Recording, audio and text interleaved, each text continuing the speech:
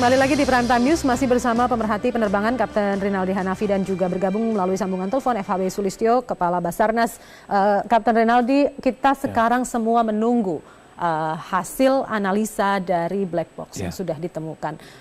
Kalau kita lihat dari kecelakaan-kecelakaan pesawat sebelumnya, hasil ini tidak terbuka diumumkan ke publik. Ya, saat ini KNKT sudah menganut asas keterbukaan informasi, di mana mereka mempublish hasil penyelidikan terhadap beberapa eksiden secara gamblang di websitenya yang bisa diakses oleh masyarakat luar. Tapi tentunya KNKT mempunyai banyak pertimbangan. Apakah kasus besar seperti ini akan dipublish juga, karena tentunya banyak korban yang terlibat di sini. Itu tentu akan saya rasa KNKT betul-betul akan mempertimbangkan dengan matang. Tapi tentunya penting untuk keluarga korban mengetahui apa yang terjadi. Betul, memang penting. Tapi tentunya kan ada beberapa hal yang tidak bisa menjadi konsumsi publik umum. Mungkin hanya disampaikan secara tertutup general, kepada keluarga. Mungkin kepada pihak maskapai nanti baru secara detail. Dan kita harus ingat bahwa hasil penyelidikan KNKT ini tidak bermaksud menyalahkan satu pihak atau seseorang. Tentunya hasil penyelidikannya adalah berupa rekomendasi kepada pihak maskapai AirAsia. Sudah terjadi eksiden, kondisinya seperti ini. Nah, inilah rekomendasi kita supaya kejadian ini tidak terulang lagi. Dan ini juga tentunya menjadi pembelajaran bagi maskapai lain, supaya kejadian ini juga tidak terjadi di maskapai lain. Dari sebelum-sebelumnya rekomendasinya biasanya berupa apa? Macam-macam. Ada kasus satu pesawat yang waktu itu terjadi di Bali. Salah satu rekomendasinya adalah bahwa maskapai ini harus melaksanakan pelatihan dalam satu kondisi tertentu terhadap pilotnya. Hanya berupa rekomendasi, tidak bermaksud menyalahkan.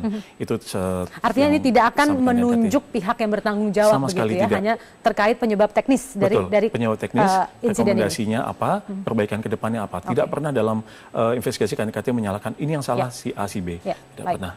Baik. Oke, Pak Sulistyo masih bersama kami ya, Pak? Ya.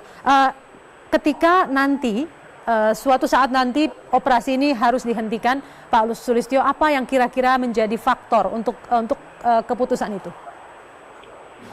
Yang pertama tentu kita menghitung efektivitas daripada hasil operasi ya.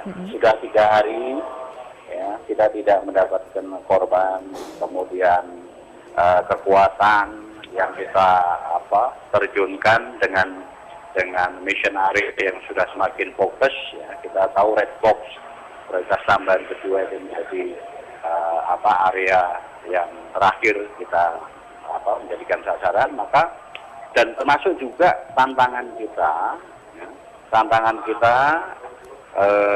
dalam merangka operasi pencarian dan evakuasi ini jelas ada di bawah permukaan. Ya. Kalau kemudian kita sudah punya sistem, kita punya kekuatan, maka besarnya kekuatan menjadi pertimbangan juga di samping hasil dari operasi. Ya. Sistem yang Anda katakan ini yang ideal itu seperti apa, Pak Sulistyo? Ya, kita kan sudah tahu bahwa sekarang ini sasaran kita ada di bawah permukaan. Maka ya kapal-kapal kita yang kita manfaatkan adalah yang punya sistem untuk bisa mendeteksi objek maupun benda di bawah permukaan. Setelah itu harus punya untuk konfirmasi terhadap benda itu, dan tidak lupa kita punya penyelam-penyelam jago. Ya. Terkait keterlibatan negara-negara lain, apakah sudah ada informasinya Pak Sulistyo untuk kedepannya? Jadi mulai besok nanti kita kurangi, bahkan kita nolkan ya kekuatan-kekuatan dari asing. Oke. Mengapa dikurangi, Pak? Ya karena itu tadi, mission area kita sudah fokus pada satu area dengan luasan tertentu. Sistem yang dibutuhkan sudah ada, sudah ada di kekuatan kita. Kenapa kita harus memanfaatkan yang lain, sementara hasil operasi sudah semakin menurun, khususnya adalah penemuan korban. Oke, untuk area yang akan menjadi fokus ke depannya, berarti area yang ada di sekitar tempat ditemukannya black box ya, Pak? Ya, kalau saya sampaikan setiap saya updating itu sudah jelas ya, ada red box prioritas tambahan 2. Tapi tidak menutup kemungkinan nanti kalau di situ tidak berhasil, bisa kita kembangkan lagi. Itu operasi namanya. Baik, oke. Pak FHB Sulistyo, Kepala Basarnas, terima kasih untuk waktu Anda di Prime Time News. Juga kepada Kapten Rinaldi Hanafi, terima kasih untuk kehadiran Anda. Selamat malam.